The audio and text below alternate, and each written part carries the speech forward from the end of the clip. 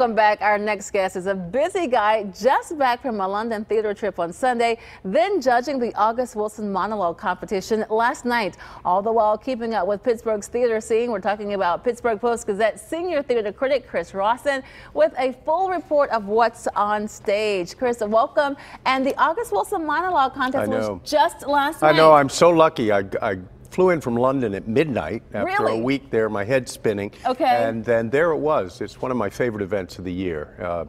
And this year there were 14 finalists. They cut it down to a sort of an elite group of 14 finalists. And you're going to announce the winners. I am going to announce the winners. We had it on the Post-Gazette website last night, but most people don't know. If we get the picture up, I'll tell you who they are. Please. In the middle, the winner was, I'm going to use my notes here so I get it right, Maya Lane. She's from Homewood, goes to Holy Family School.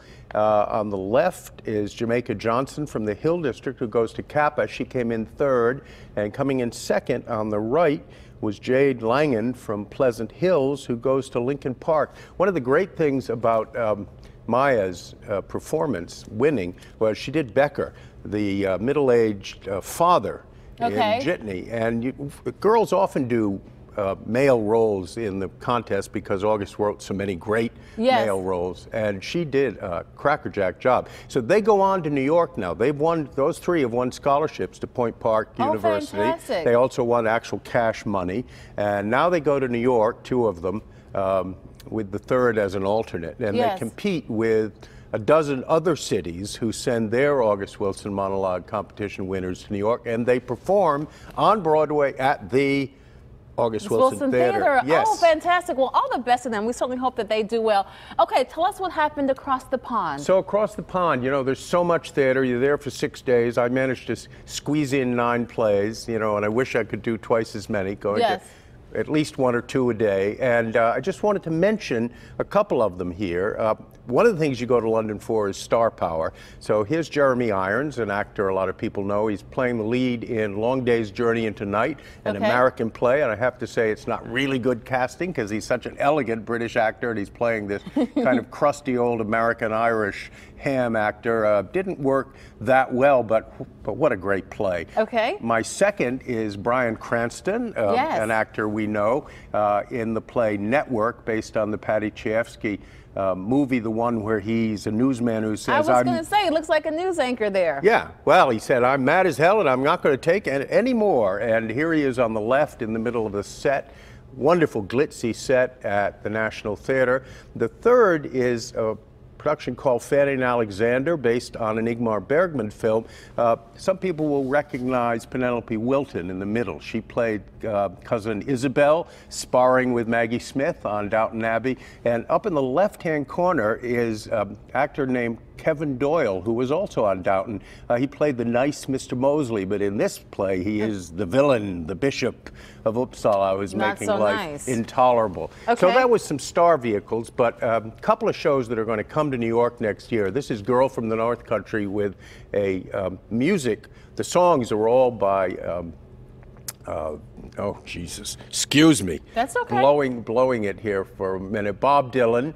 The problem is, the advantage is that these singers can actually sing, and Connor McPherson has written a script that blends them all into a story set in the Depression in America. Intensely moving. And Jez Butterworth's new play called Ferryman, about an Irish family at the time of the Troubles and the IRA. Okay, and now you can tell us about the Quantum Review here in Pittsburgh. Yes, Quantum is doing a play by Gab Cody called Inside Passage. Gab's a Pittsburgh playwright who decided to trace back her own family. It's a very unusual family in that for a time when she was just a small child, her mother and she and a half-brother lived in Canada, and they had 2 foster siblings who were Native Americans, Clinkets.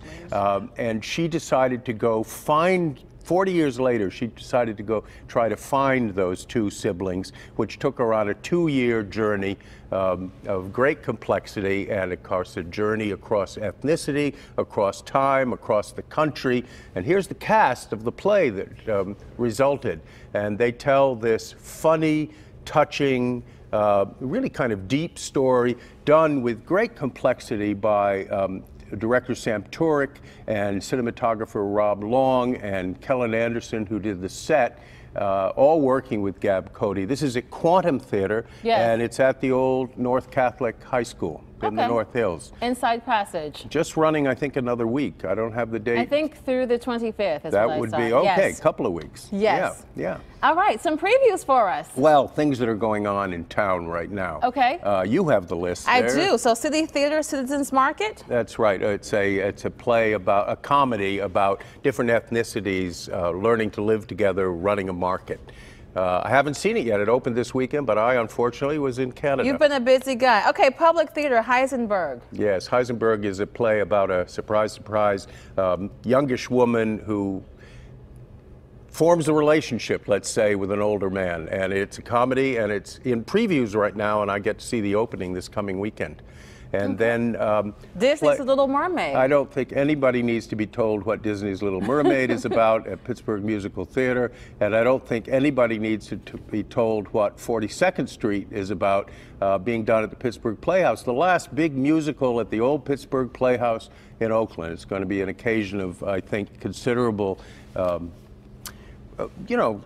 unhappy feelings to see the old Pittsburgh Playhouse closed down, but we're looking forward to the new Pittsburgh Playhouse of Point Park University downtown coming up. Yeah, certainly a lot to see and to do. This is a great season to see all that's showing in Pittsburgh. That's right. Right now, all kinds of stuff opening. I mean, it keeps going. You know, we have 10 or a dozen equity companies, professional companies, and then we also have Point Park and Carnegie Mellon, which do musicals, plays at a very high pre-professional but professional level. Yes, if you love the theater, Pittsburgh is a great place to be. Chris, that's right, as Lisa, always, thanks. Thank you so much. Now, Chris Rawson, senior theater critic for the Pittsburgh Post-Gazette and a regular contributor here on Pittsburgh Today Live. Well,